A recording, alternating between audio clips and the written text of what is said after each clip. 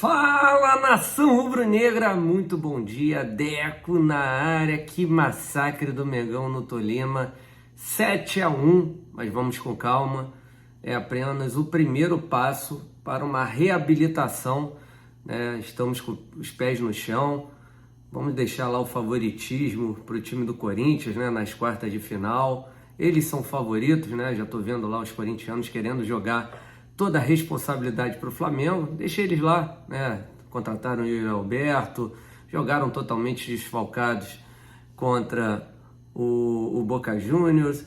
Pô, então os favoritos são eles. Brincadeiras à parte, jogão, 2 jogos entre Flamengo e Corinthians, Corinthians e Flamengo, vai pegar fogo. O Flamengo que terá aí 9 jogadores, Everton, Cebolinha, Vidal, que vibrou bastante lá no Maracanã. Cara, vai ser uma série sensacional, mas confiamos nessa reabilitação do Flamengo, digamos assim, uma coisa meio inesperada para muitos torcedores nesse ano de 2022, né? Muitos torcedores já haviam jogado a toalha, mas isso aqui é Flamengo e a gente está aí firme e forte nas 3 competições.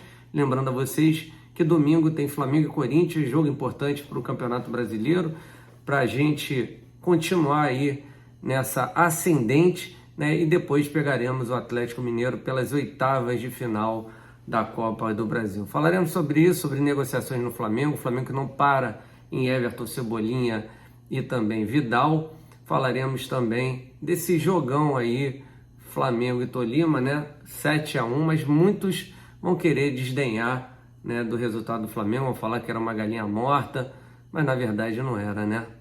O Tolima foi no Mineirão, ganhou do Atlético Mineiro, foi no Independência, ganhou do América Mineiro, havia feito 7 pontos em 9 da primeira fase fora de casa. Então não era essa galinha morta toda, né? Tentam desmerecer o que o Flamengo fez, mas a gente sabe que a importância dessa grande vitória do Flamengo, o Pedro que pela primeira vez na carreira faz 4 gols numa mesma partida.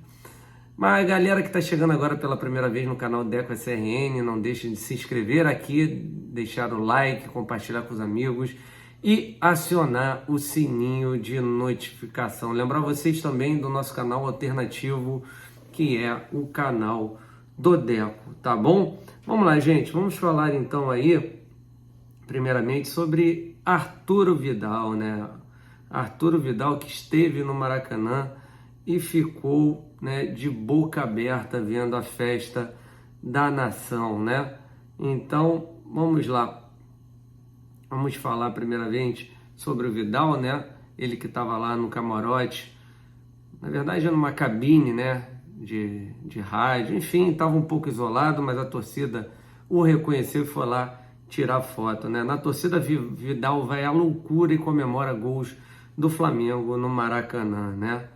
O novo reforço do Flamengo, Arturo Vidal, já tem o que comemorar pelo clube. Presente no Maracanã na noite desta quarta-feira, ele vibrou bastante com os gols rubro-negros na vitória por 7-1 contra o Tolima, tá? Então, o Arturo Vidal, que acompanhou a partida ao lado do vice-presidente de futebol Marcos Braz, em um dos camarotes do estádio, além do dirigente, também estavam presentes na cabine o agente do chileno e um primo.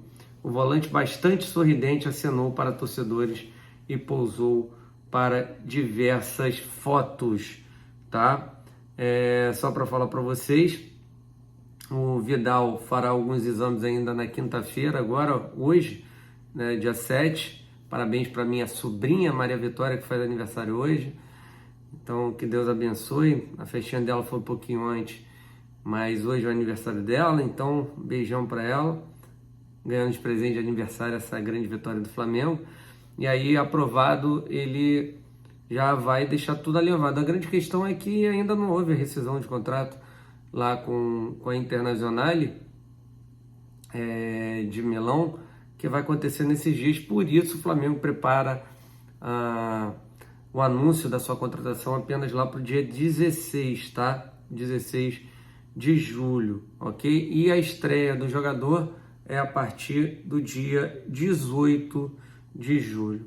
Mas aí vem uma notícia que não é muito boa, né, em relação a essa questão do Vidal, né? O Maracanã ficará fechado por 20 dias, né, logo depois do jogo do Atlético Mineiro, contra o Atlético Mineiro, no dia 13, né?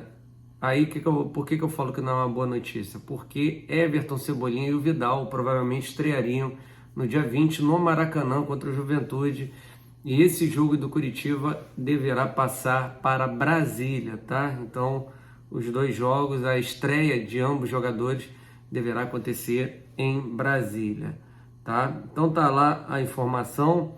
O objetivo da administração do estádio é manter a excelência do campo para a fase decisiva da temporada. Com isso, o Flamengo terá que jogar em outro local nas partidas contra Curitiba e Juventude nos dias 16 e 20 de julho, respectivamente. O duelo contra o time gaúcho, inclusive, poderá marcar as estreias de Arturo Vidal e Everton Cebolinha, e deverão vir mais reforços, tá, gente? Vai destacar que recentemente o gramado do Maracanã passou por umas mexidas recentes.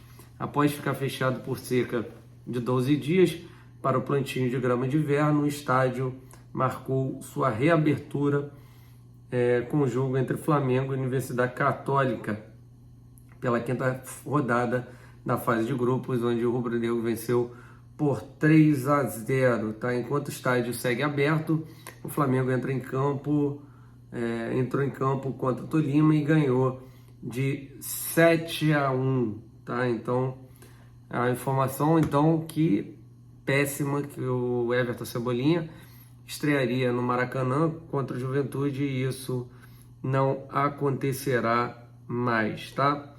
Falando em estádio, enfim, jogo Flamengo e Avaí, Avaí-Flamengo, torcedor rubro-negro que queria ir ao jogo, né? A informação que saiu é que os ingressos para a torcida visitante estão esgotados. É isso mesmo, nação rubro-negra, que me causa estranheza, tá? Sendo bem sincero para vocês, lógico que o clube visitante não tem como gerenciar, né? Essa questão dos ingressos, né? É o mandante que acaba sendo responsável, e aí saiu essa informação que os ingressos, né, estão esgotados. Nem vi, sinceramente. Diz aqui, ó, o comunicado: informamos que os ingressos para a torcida visitante Avaí e Flamengo, dia 24/7, foram colocados à venda de forma online no Futebol Card e já estão esgotados, tá? A informação aí saiu no perfil oficial do Avaí. Surreal isso.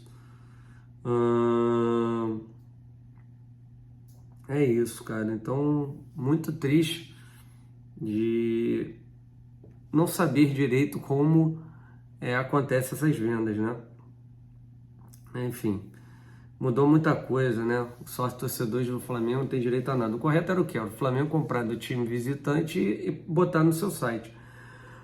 Mas não é isso que vem acontecendo, tá bom? Sobre a Libertadores, voltando na Libertadores, né? O River Plate foi eliminado ontem pelo Vélez, houve empate, né, no campo do River, 0-0, e o Colón acabou perdendo para o Tajeres por 2-0. Então, o que acaba acontecendo? O Tajeres pegará o Vélez por uma das vagas para a semifinal da Taça Libertadores, na mesma chave do Flamengo. Tem Flamengo e Corinthians. Então, o vencedor de Flamengo e Corinthians pega o vencedor de Tajeres e o Vélez, né? Então, jogos pegados. Do outro lado da chave, Atlético Mineiro e Palmeiras contra Atlético Paranaense e o vencedor de Fortaleza e Estudiantes. Olha aí, galera. Olha que coisa aí. Podemos ter 6 clubes brasileiros classificados para as quartas de final. Só teriam 2 argentinos e 6 brasileiros, ou podem se transformar em 5 brasileiros e 3 argentinos. Ok? Vamos lá então falar aqui sobre a questão do Pedro e do Gabriel, né? O Dorival falando na entrevista que ele já sabia que essa dupla poderia dar certo, até mesmo porque na época dele de Santos, quando o Gabriel era jogador dele no Santos, o Gabriel já fez essa função de hoje pelo lado direito, e quem jogava centralizado era o Ricardo Oliveira, né? Então, para o Dorival não é novidade nenhuma colocar o Gabriel em outra posição, beleza? Então, só para deixar aqui registrado para vocês, tá? Vamos lá então falar aqui sobre a questão da passagem do Flamengo para as quartas de final, quanto rendeu ao clube, né? O Flamengo fatura mais de 8 milhões de reais, né, por avançar de fase na Libertadores. No montante total da competição, a premiação já chega a quase 30 milhões de reais. Beleza? Então, com a classificação, o rubro-negro desembolsou 1,5 milhão de dólares, que dá, na cotação atual, 8 milhões 140 mil reais. Ok? Desde o início da competição, somando o dinheiro das quartas de final, o Flamengo já recebeu 5,550 mil dólares, cerca de 30 milhões de reais. Desse montante, 3 milhões de dólares vieram por jogar a fase de grupo, 1,05 milhão, 1 milhão e pouquinho por avançar às oitavas e 1,5 milhão das quartas, né? O campeão da Libertadores irá faturar um total de 23 milhões e meio de dólares, tá? Então é isso. Se o Flamengo passar para a semifinal, vai embolsar mais 10 milhões de reais, tá, gente? Então só para vocês estarem aí cientes, tá? Então vamos lá agora falar sobre questão do mercado da bola, né? O Flamengo abrindo negociação com o jogador Wallace, pelo jogador Wallace, né? Jogador da Udinese. Hoje eu tive com uma jornalista, grande jornalista, não sei se eu posso citar o nome dela, mas não vou citar. Ela havia me dito o seguinte: Deco, a questão do Wallace, ninguém havia isso antes do jogo Flamengo e Tolima. Ninguém havia chegado para conversar com o representante do atleta, e ele de antemão disse que a Udinese não emprestaria o Wallace, só seria por venda. E aí casa com a informação do Caê Mota. Por que eu digo isso? Porque ele trouxe a informação, né, que o Flamengo fez uma proposta diretamente ao Udinese para compra de 70% do passe do atleta. O Flamengo daria 20 milhões de reais e eles não aceitaram, né?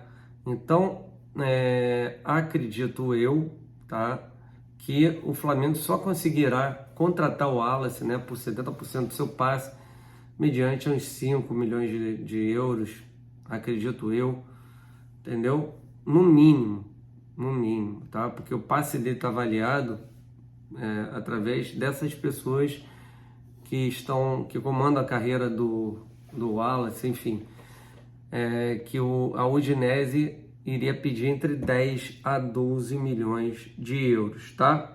Então, só aí para vocês estarem cientes, ok? Uma outra informação aqui é que o Braga retoma contato com o empresário de Léo Pereira, né? O Braga tenta a contratação de Léo Pereira por um empréstimo até junho de 2023 com opção de compra. Foi o que eu já disse aqui para vocês, né? Que o Flamengo não irá negociar o Léo Pereira por empréstimo com opção de compra. Até mesmo porque o Léo Pereira, ele subiu demais de produção, né, cara? E o Flamengo, ele acabou pagando 6 milhões de euros pela contratação do jogador em 2020. Aí vai dar de mão beijada para qualquer outro clube? Esquece. Não vai rolar nada disso, tá? Enfim, então o Léo Pereira, que vem muito bem no Flamengo, não será negociado nesses moldes aí que o Braga quer, né? O Braga é bem espertinho também. Sobre a questão do Luiz Henrique, né? O Luiz Henrique, que o Flamengo desistiu devido à questão da obrigação de compra pelo Olympique de Marseille, o Flamengo desistiu porque não irá pagar 6 a 8 milhões de maneira obrigatória, né? Por que eu digo isso? Imagina se o jogador é mau e o Flamengo tem assinado que em julho faria o depósito.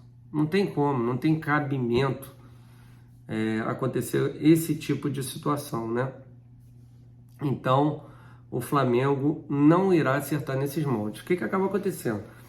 A família, o staff, o Luiz Henrique querem jogar no Flamengo porque dá mais visibilidade do que o Botafogo. Mas o Olympique vê a negociação com o Botafogo melhor do que a do Flamengo. Cara, sinceramente, eu espero que o Luiz Henrique não venha, porque eu acho ele uma aposta. Se é para apostar em alguém, eu apostaria no Peterson, que tem 17 para 18 anos, ontem fez um golaço no Sub-20 contra o Bangu. Então, se é para arriscar com alguém, eu arriscaria, sinceramente, com o Peterson e não com o jogador Luiz Henrique, tá? Vamos lá, então. Tem mais uma informação aqui, que tiveram clubes interessados no goleiro Hugo. É isso mesmo, Boa Vista de Portugal voltou a demonstrar interesse no arqueiro, porém o Flamengo não aceita o empréstimo de Hugo Souza, tá? Diz aqui que o torcedor.com apurou que o Boa Vista de Portugal voltou a demonstrar interesse no arqueiro. O clube lusitano sinaliza com uma oferta por empréstimo até junho de 2023 com opção de compra dos direitos do jogador. Além de Boa Vista, também outros clubes europeus que buscavam informações relativas à sua situação atual para que possam avançar com a formalização de uma proposta. Não há, porém, proposta oficial aí pelo jogador, pelo goleiro Hugo Souza. Tá bom? Então, só para passar aí para vocês essa questão do Hugo Souza, né? Nos últimos dias, o Flamengo recebeu consultas de equipes da Bélgica, da Bulgária e da Polônia. Contudo, os nomes são mantidos em sigilo pelos representantes do atleta por uma questão de estratégia de mercado, tá? Uma outra situação aqui para passar para vocês, que independente da contratação do Wallace, o Flamengo ainda tenta a vinda do Wendel, né? Só que continua difícil, porque o Zenit é um clube difícil de negociar. Não sei nem como o Corinthians conseguiu negociar rápido pelo jogador Yuri Alberto, né? Eles conseguiram tirar rapidamente o Yuri Alberto do Zenit. Beleza? Então, galera, a nossa primeira resenha do dia é essa, tá? Gostaria de agradecer a todos vocês aí, muito obrigado a cada um, né? Chegamos tarde no Maracanã, já acordamos cedo, já fizemos esse trabalho para vocês, né? Mais tarde, lembrar vocês que vai ter aí a entrevista, né, coletiva do Everton Cebolinha, estaremos mostrando ao vivo para vocês, então não perca, vai ser bem bacana aqui no canal Deca CRN, mais ou menos entre 1h30, tá? Então, gente, por favor, entrem no canal Deca CRN, tá? Façam sua inscrição, é importante, vamos chegar a 300 mil inscritos, ok? Não esqueçam de fazer a sua inscrição aqui no canal Deca CRN. Deixar o like, que é importante também, e compartilhar os nossos vídeos com os amigos, tá? Então, mais ou menos entre 1 e pouquinho, estaremos ao vivo para mostrar a entrevista coletiva, né, do nosso novo reforço, Everton Cebolinha, e eu conto aí com a audiência de todos vocês, beleza? Então, muito obrigado a cada um de vocês, tá? Que Deus abençoe e proteja todos, sempre, tá? Fé que tudo dará certo. O Flamengo vai dar a volta por cima. Falou? Valeu então, gente. Até daqui a pouco, se Deus quiser, com a coletiva do Everton Cebolinha. Abraço. Fiquem com Deus. Saudações rubro-negras. Tamo junto.